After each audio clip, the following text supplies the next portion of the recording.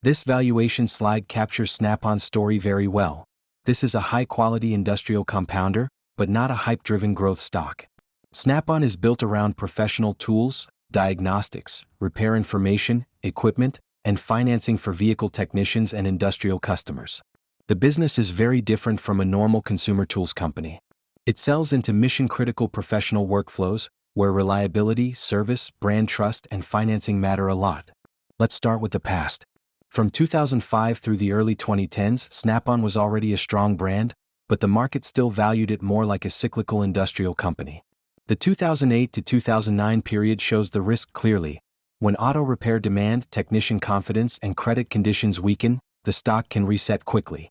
But the big historical success is that Snap-on kept compounding after that. The company expanded diagnostics, repair systems, software, equipment, and financial services, while protecting margins and returning capital. That is why the black price line moved from roughly the $40 to $60 range in the mid-2000s to well above $300 by the 2020s. The historical mistake investors made was underestimating how durable Snap-on's franchise is. This is not just a toolbox business. The direct sales model, technician relationships, diagnostics capability, and financing arm create a sticky ecosystem. But there was also an opposite mistake. When the stock traded near its highs, investors sometimes treated it like a flawless compounder. Snap-on is still exposed to industrial demand, technician spending, vehicle repair cycles, and credit risk. Now to the present. The chart shows an actual price around $376, and recent market data is very close. Snap-on closed at $378.80 on May 5, 2026, still about 5.5% below its 52-week high of $400.88. That means the market is valuing Snap-on near the upper part of its historical range, but not at complete peak optimism. The valuation is giving credit for quality, consistency, and long-term EPS growth. Fundamentally, the latest numbers support the premium. In Q1 2026, Snap-on reported net sales of $1.207 billion, up 5.8% year-over-year, including 3.4% organic sales growth. The quarter also showed strong cash flow, with operating cash flow of $368.7 million, while EPS rose 4% year-over-year even though it missed expectations. Looking forward, the estimates area is important. The blue normal value line rises into 2028, suggesting the market expects continued EPS compounding. But the red bottom low line is also rising fast, which means expectations are no longer low. Bottom line, Snap-on is a premium quality business trading at a premium price. Upside still exists if diagnostics, repair demand, margins, and buybacks keep working. But at today's level, the stock needs steady execution, because the easy, cheap quality phase is mostly gone. Let's go straight into the risks, because with Snap-on, the main risk is not business quality. The company has a strong brand, high margins, recurring technician relationships, and a long record of execution. The real risk is valuation and cycle sensitivity. When a high-quality industrial company trades near its upper range, even small disappointments can matter. The biggest risk in 2026 is premium valuation. Snap-on is not priced like a distressed cyclical anymore. The stock recently traded close to its 52-week high, which means investors are already giving the company credit for durability, pricing power, strong cash flow, and long-term EPS growth. If growth slows or margins disappoint, the multiple can compress even if the business remains fundamentally strong. The second risk is technician spending. Snap-on's core tools group depends on professional mechanics continuing to buy higher-value tools, storage, and diagnostic equipment. This customer base is loyal but not immune to pressure. If technicians feel less confident, if repair shop activity weakens, or if financing becomes more expensive, tool purchases can be delayed.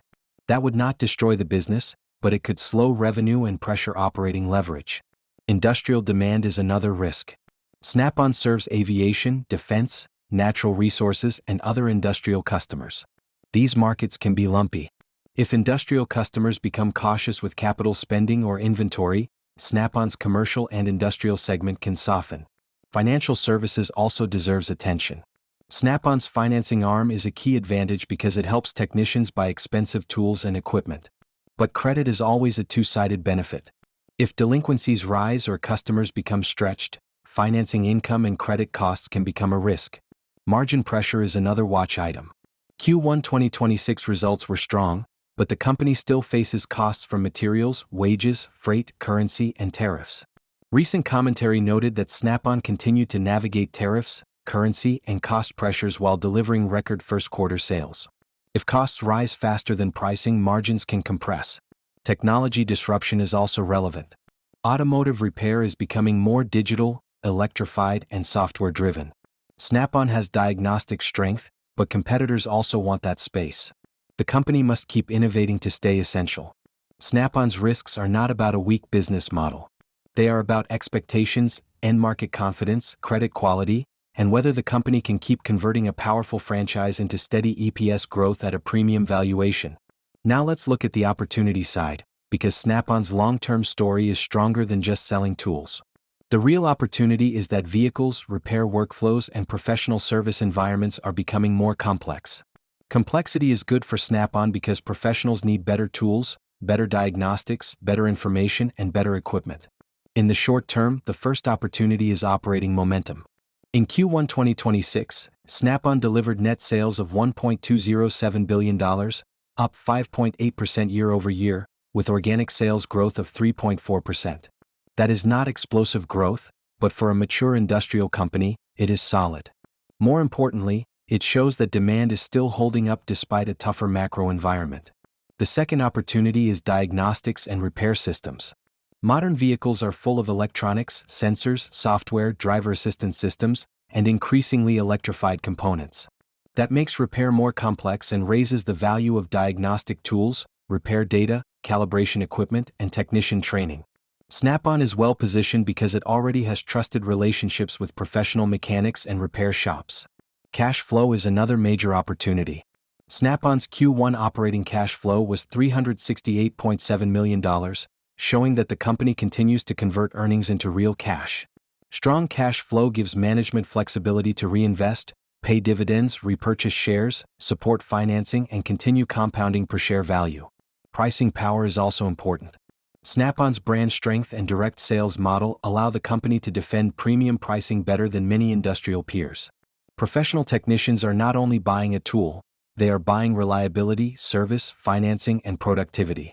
That makes the relationship stickier. Long-term, the biggest opportunity is vehicle complexity. As cars become harder to diagnose and repair, the professional technician needs more advanced equipment. That supports Snap-on's move toward higher-value tools, software, and diagnostics. The company does not need a massive increase in car sales to grow. It benefits from the need to maintain and repair a more complex installed base. The aging vehicle fleet can also support demand. When consumers keep vehicles longer, repair and maintenance activity can remain healthy. That is positive for professional shops and indirectly for Snap-on's tool and diagnostic ecosystem. International and industrial markets add another layer. Snap-on has opportunities in aerospace, defense, manufacturing, and global repair markets where precision tools and productivity solutions matter. The upside framework is simple. Keep the technician relationship strong, expand diagnostics, protect margins, generate cash, and return capital. If Snap-on does that, the stock can justify a premium valuation, not because it is high growth but because it is highly durable. The analyst rating picture for Snap-on is mixed. We have 2 strong buy ratings, 2 buy ratings, for hold ratings, no sell ratings, and 2 strong sell ratings. So this is not a one-sided bullish consensus. Analysts respect the business, but they are divided on the stock.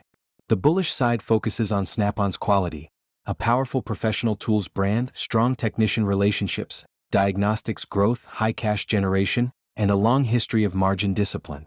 The latest Q1 2026 results support that view, with sales up 5.8% year-over-year and organic sales growth of 3.4%.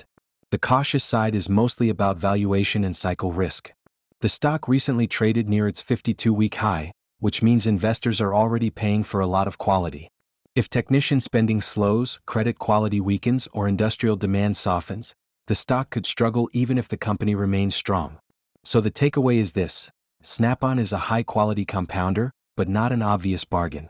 Analysts are basically split between great business worth paying for and great business, but too much optimism already priced in.